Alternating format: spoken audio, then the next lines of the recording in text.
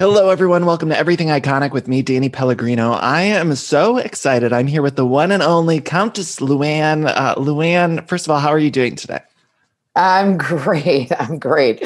I am happily in New York and feel like the energy is coming back to the city. And that makes me really happy to see. Right.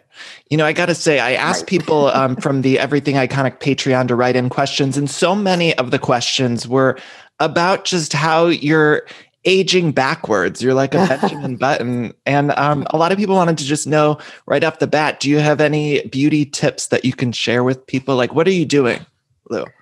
Well, first of all, I'm happy. Second of all, I'm not drinking, so that makes me even happier. And keeps the weight off, I got to say. And just being healthy and taking care of myself. And I've been traveling quite a bit, meaning most recently, in Mexico and doing yoga and doing, sweat lodges and, trying to get more grounded. And, I've always been a big yogi and into spiritual life and just trying to stay grounded and connected. And I think one of the best ways I've been doing that is running outside also. I try to get outside and connect with nature and listen, a good diet helps. And, I'm doing the fasting thing. So a lot of people want to know how I'm staying in shape. So I do the fasting thing. The intermittent fasting? Yeah. Trying not to eat before like 10 in the morning and not after 6 at night, kind of thing. And if I do eat at night, it's like a lot lighter than what I would eat during the day. And really Mediterranean diet. Right. So, and just moving around. You mentioned travel, and I saw on social media you were with some of the previous Housewives of Miami, and there's rumors that they're filming now again for a new season.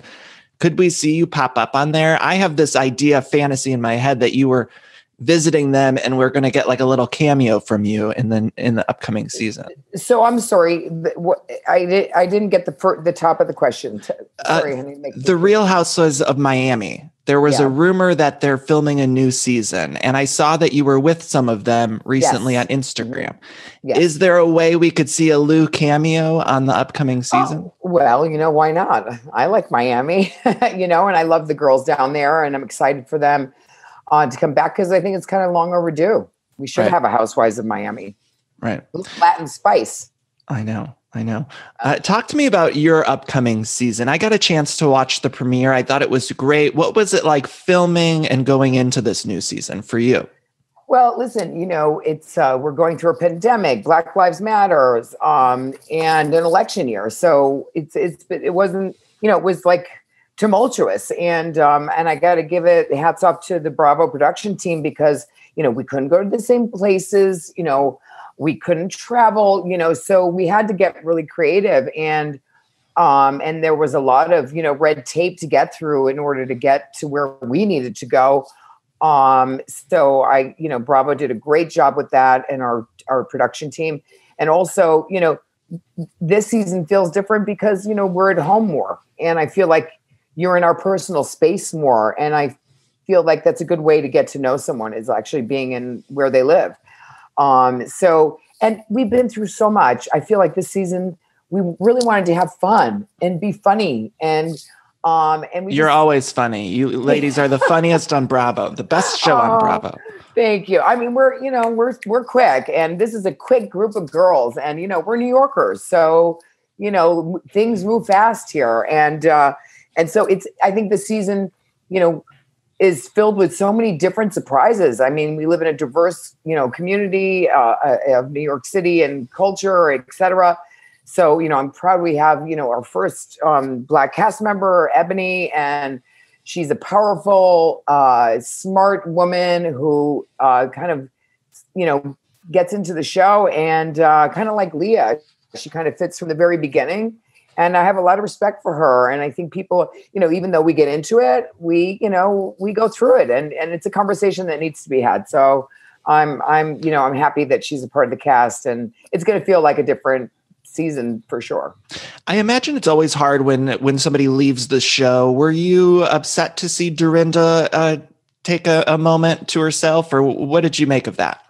Well, listen, I love Dorinda, and it's always sad to see, a cast member go, and I think she wanted to take a break, and she's doing great. So I'm happy for her. Of course, we missed her, but it feels like a totally different season. Did you see the trailer for Bethany's new show? I know Bethany, your former cast member. I know. You know what? I haven't seen it. When did it come out? I didn't even know it came out. It was like yesterday, so it was very fresh. It was very fresh. Okay. No, I haven't seen it, but I heard it feels just like The Apprentice. Yeah. How do you feel? What's your relationship with Bethany like? Do you guys ever text? Is there any sort of communication? I think, no, I haven't seen her in the Hamptons at all. Listen, I wish her the best. She finally got that divorce from Jason, and she's not on our show anymore. So I wish her all the success. I really do. In the premiere, we see you and Ramona seem to be getting along really well, which was fun because you guys have been on the show for so long. Can you even believe that? Can you believe how long it's been that you've been on this show? 13 years, darling. Wow. I mean, it's crazy, right? And, listen, Ramona and I have had a lot of issues in the past, and I feel like Ramona genuinely likes me. She never genuinely liked me. There was always some sort of ulterior motive going on with Ramona. You know what I mean? And I never could trust her or feel like she had my back. And that has changed for me. And I think, I'm always weary. But her attitude towards me has changed. And so it's changed my attitude towards her. And it's kind of nice to be back on the Upper East Side and have her as my neighbor, and see that she genuinely cares about me in a much different way than I am used to seeing in the past. And let me tell you, I'm very instinctual. So I see through the bullshit. Right. She is genuine about her affection for me. And it's nice. It's a nice change. Is there anyone you're not getting along with in the cast, the current cast? I have my ups and downs, in the very beginning with Ebony. And as I said, we talk about issues and we get through it. And I have a good relationship with her now.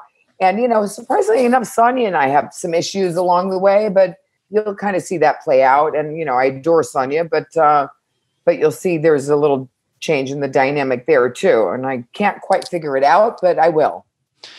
Speaking of Sonia, she's of course been a part of your cabaret in the past, and I've seen your cabaret twice. It's one of the best nights out you can possibly have. I was just saying, it's like, I can't wait for this whole world to open up so we can see Lou on tour. And all just have a good night out. Are you planning new dates or are you holding off? What's going on? Yeah, no. I've got a full calendar coming up, and I'm starting off with Christmas shows. Because I just felt that was, a safer bet for me. And I love Christmas and I love the holidays and people just want to celebrate. And, and so I have a new show coming out. I have a new director, which I'm thrilled about. Richard J. Alexander, who is the director of, so many greats, Kristen Chenoweth and Barbara Streisand, and I'm super excited. I have Ben's Blessing, who's directed my first shows, and Billy Stritch is on board. And so I am a lucky woman. I'm in very good hands. And, I'm going solo. No more kind of guests. I am doing full on cabaret, and I'm super excited about that. And the dates are coming up November, December. I'll be back on. I'm already doing, a lot of dates like around the city, Boston and Connecticut, et cetera, and Jersey. But I want to find the perfect location to do the show in New York. So we're still working on that. So stay tuned. I've been saying for years now, I want you to do a holiday song. Like, can we get a Christmas song from you? I have a Christmas song. Okay. So are we going to get it? Okay. Yeah. Can you tell me anything about it? On the show. It's written by Bruce Roberts, who is an amazing producer. I'm so lucky to work with such, incredible producers and who have worked with, iconic singers and talent. And so the song is coming out this fall. You'll see it play out on the show. I've included some of the Housewives, so you'll get to see that. And the song is amazing, super catchy. And I can't wait for you to hear it. So, and I've been dying for Christmas. I did a music video. Oh yeah. It's an original Christmas song. and you can't get it out of your head. Really. I cannot wait. You don't even know. Like, I'm salivating over that. Oh my God. You're going to love it, Danny. Okay, so you've been on the show for 13 seasons. Now, on my show, I often recap your show and we talk, and there's a lot of other recap shows and people do impersonations. And I wonder, is that flattering to you? Is that annoying to you? Like, how do you feel about people kind of impersonating? Yeah, impersonating and also picking apart the show. Right.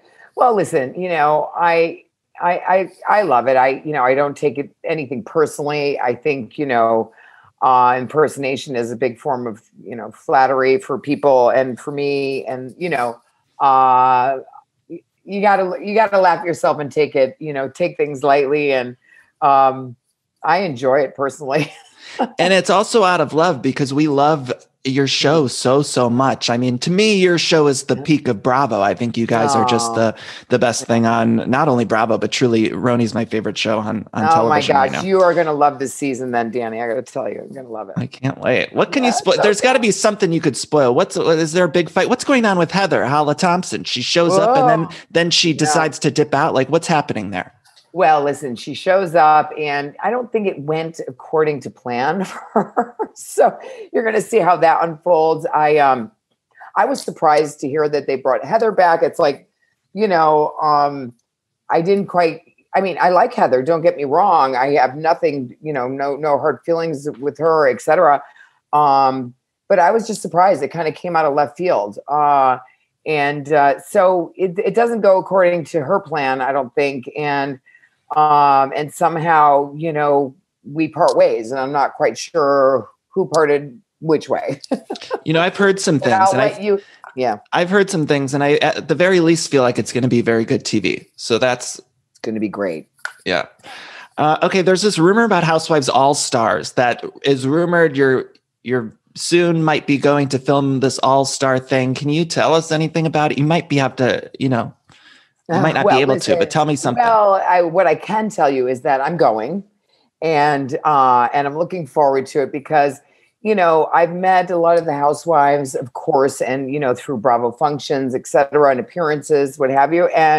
But you never really get to know the other ladies. And so, there's nothing like going on a vacation to get to know people. So I'm really looking forward to it. Obviously I can't talk about it too much, but I have, some friends that are going from other franchises, but, it's going to be interesting to see all the different personalities, and they're strong ones. They really picked well. I can tell you that. I know it's going to be awesome. And it's going to be very, very classy. I'm sure it'll be amazing. I can't wait. Luann, I reached out to people and they sent in questions. So I want to get to some of these because there's so many that came in. Lizzie wants to know what happened to the Chicago thing on Broadway. Was that, I think you had said on a reunion that you were doing Chicago on Broadway, and then. Well, yeah, they asked me to be in the show, and I was on tour, and it was just that the timing was not right. And I listened that they asked me. I'm so, thrilled to even be asked and to have a contract in my inbox from Chicago that never got signed. But I would love to, when Broadway comes back, to be in Chicago. So we'll see, I hope it works out the next time. Luann, we need it. Like, I need to hear you singing He Had It Coming. And I'm picturing Tom in my head, you singing to Tom that song. That's what I need. Or the one about class. Yes. Mama Morton's class. Oh, amazing. We need it. Okay. Aaron Colangelo, I hope I'm saying that right, wants to know if you could cast next season, is there anyone from the past that you would bring back? It's funny. People have been asking me that, how much do we love Jill Zarin? And I'm going to throw you a real, for a loop is Aviva. Oh, Aviva would be fun. We haven't checked in with Aviva at all. I know. I think Aviva would be great. I mean, first of all, she's married. she's actually a housewife with 4 kids. And so I think Aviva would be great. And also Tinsley. I know. I miss Tins. Does Jill pop in at all this season, or Tinsley? Do we see them pop in at all? I don't know. I can't tell you that because listen, Leah and her are tighter, and I know Leah and her saw each other. I don't know how much, and so maybe we'll see Jill too. I can't wait. Kelly Ben-Simone's a former cast member, and she just posted this long YouTube video about Scary Island. She said she's coming clean about Scary Island. Yeah, I think it's good. She needed to come clean. There's so much mystery surrounding that trip. And I know you weren't on the trip, but I wonder if you could maybe tell me, like, at that time, was there any pressure for you as a cast member to go on that trip, or were they completely fine with you not going on that trip? Does that make sense? Well, they weren't happy about me coming on the trip, but it was my daughter's, like, I can't remember if it was like her 16th birthday. It was an important birthday, or 18th birthday. How long ago was Scary Island? I can't remember. I don't even know what year. It was a while ago. It was a while ago. So it was my daughter's birthday. I said, I just can't. My family comes first, and then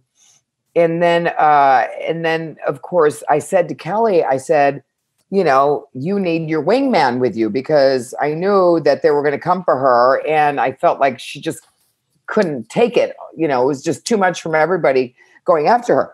Same thing happened to me in Miami, by the way, when they were all after me about my cabaret, and I didn't bring them their truffle fries, and then Bethany, lost her shit on me completely, went insane for no reason. And I took it. I said, okay, great, girls. And I rewatched that, Luann, and I don't know how somebody could sit there and just, you were very poised, which I couldn't imagine being poised in that moment. Yeah, and I just thought she was nuts. And so I was not going to, react to somebody who is being crazy, right? And unfortunately, Kelly's reaction was not, because it was just too much for her. And I think she literally couldn't take it anymore. And so, yeah, I'm glad I missed that trip. She talked about there being like a health issue with one of the cast members, and people were online were thinking that she was talking about Bethany. Bethany was pregnant at the time. Are you able to speak on that at all? Like, it was inferred that, Bethany had been going through something and Kelly felt uncomfortable about it. Well, I think that's when Bethany lost her father, right? Oh, right, right. That's what she was talking about. I think that was a very hard time for Bethany too. So I think Bethany had very little patience for her at that point, There's so much, because she was going through her own shit, Right. There was so much lore. That, to me, that's the peak of Housewives, is that season 3. I think it's just so good. I go back to it all the time. Well, the peak of the Real Housewives of New York. Right. But also, you guys have had some other, like, every season there's like a couple episodes that I think I watch it. I'm like, how did they do this again? Like, I don't understand. Right. Yeah, right. That's what I say. Every time we finish filming, I'm like, I did it again. Or before we start filming, how am I going to do this again? In the current season, we see Garth show up. Can you tell me about Garth? Well, listen, Garth was my pandemic fling. Everybody needs a pandemic fling if you're lucky, right? So I found a gorgeous guy, right, who was like hanging around the Hamptons. So I was like, hey, let's have a coffee. And, it started with a real, a sizzle, and then it kind of fizzled. And that's okay. We're friends. It's cool. Not like all uncool. And it's okay. I'm busy. I'm, busy with my family and my cabaret show. And I'm making a sparkling rosé, non-alcoholic beverage, which I'm super excited about, because I am tired of going for having a mocktail, and there's not a mixologist at every bar, obviously. So it comes back and it's sweet and it's disgusting and it doesn't taste good. And it's a crapshoot. And then, or you order a Pellegrino, like our Danny Pellegrino. And do you know that I know the Pellegrinos from Milan when I lived there? I love that. Wait, tell me. I know them well. Anyway, so you order Pellegrino, and then somebody goes, and people go, oh, like, she doesn't drink. It's what. So I'm coming out this fall with an elevated sparkling rosé that's going to knock your socks off. I love that. And it's low calorie, and there's nothing on the marketplace like that. So I decided, out of necessity, my invention is And something that makes me feel like I'm drinking along with everybody else. And it's perfect because that's what it fits perfectly. And I agree with you. We need something like that. Yeah. You know, somebody else had written in about the Suez Canal. It was in the news recently. And, you know, what were your thoughts on that? Well, the ship got stuck in the Suez Canal, right? I mean, and that's the canal that the Lesseps actually were responsible for. Well, that and the Panama Canal. He was the architect for both. So, and then it was so horrifying to see that, you know, they had all these people in there and dying and, oh my God, just tragic. It was terrible. And I'm sure Ferdinand de Lesseps would not be very happy with that. Right. Luann, do you have a favorite moment from all the seasons? You gave me a little uncool of your catchphrases. Is there one catchphrase that you like the most, or does that make sense? Well, I got to say, one of my favorite lines is, God. And, you know, I create music around all of these things that happen to me. You know, Money Can't Buy You Class was basically after the first season. Do you have the stock in Giovanni? Like, you must have made so much money for Giovanni. Well, we're talking, right. But, you know, I'm getting dresses from there as we speak. You know, I walk in and we have a great relationship. And, but I am thinking that I'm going to do a line with Giovanni for everyone and less evening and more girls' night out. Right. I love that. Where do you go from here, Luann? How long do you want to be on the show? It feels like you could be on forever. Like, do you want to be on forever, or what do you think? You know, no. I don't want to, you know, I'm aging gracefully, as people have been saying to me. And I just don't, you know, want to be with a cane or a walker or anything like that. But I'm joking. I'd watch it. Oh my God. Yeah. Me and Ramona in Central Park with our walkers. All I want, Luann. Honestly, it's all I want. I don't ever want you two to leave. Like, I will, even though Ramona, you know, I go back and forth with Ramona, you know, but I don't want her to leave the show. I can't have it. Like, I'm so attached to you all at this point. I know. It broke my heart when Dorinda left. I know. You know, we were sad about that too, but you know, listen, you know, I always say, oh my God, how am I going to do this season? And am I going to do another season? And somehow I get looped in, and I feel grateful for that, because I have an opportunity to hopefully, you know, make a difference and, you know, inspire people in some way, and make people laugh, and, you know, and keep, you know, I found my cabaret really through doing the Housewives, and that journey, I mean, could last me for a very long time. I was just at Marilyn May's 93rd birthday in Boca with my director, with Richard J. Alexander, watching her perform. And I said to myself, my God, I can do this for a long time, because I really do love it. It really gives me joy. And so, you know, I feel blessed. Is that the goal, or is Broadway the next goal? What's the next goal? Listen, who knows? I'm just doing me. You broke the girl code. All that glitters ain't gold. You know, and, you know, God, my music saves me, you know, and I was talking about Saves that. all of us. Money Can't Buy You Class. Chic, c'est la vie, c'est bon, c'est bon. And all the lyrics, I love the lyrics, you know, writing these lyrics is just so much fun. And we've heard so many Housewives songs come and go, you know, there's been a lot of them, but yours are all so good. And it's truly, I don't know. But yours I keep doing them, you know, mine are here to stay. And the lyrics, because they all tell a story, you know, it's really about storytelling, my music. And that's what music is all about, is telling a story and being able to relate to that. And you're a storyteller. Yeah. That's why I do my cabaret. Luann, I know I have to let you go, but a couple quick questions that I ask every guest. Number one is what their favorite Mariah Carey song is. I love Mariah Carey, and I know she's got a bunch of songs. And then also, All I Want for Christmas Is You, baby. A classic. And also, if you were choosing for People Magazine's Sexiest Man Alive, who would you choose? Bradley Cooper. He's sexy. Luann, what an honor to talk to you. I'm such a huge fan of yours. Thank you, Danny. Thank you. It's my pleasure. You're adorable. And thank you for being such a big fan. I love you for that. I hope to see you in person at some point, but good luck on the Housewives All-Stars. My next Christmas show. I'll be there. Luann, thank you for taking the time. Bye-bye. Thank you, sweetheart. Bye. Bye, honey.